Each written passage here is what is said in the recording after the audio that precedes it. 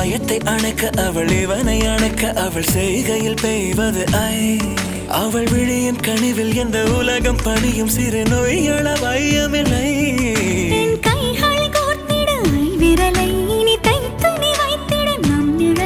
அவள் இதழ்களை நுகர்ந்து விட